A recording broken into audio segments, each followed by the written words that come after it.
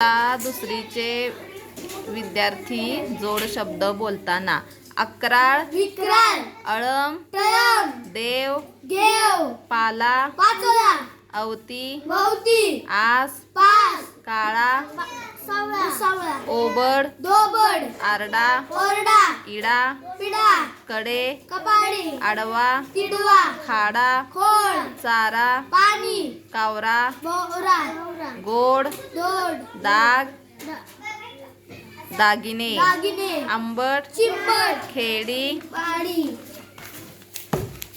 इथं कशाला तुम्ही बघताय रे?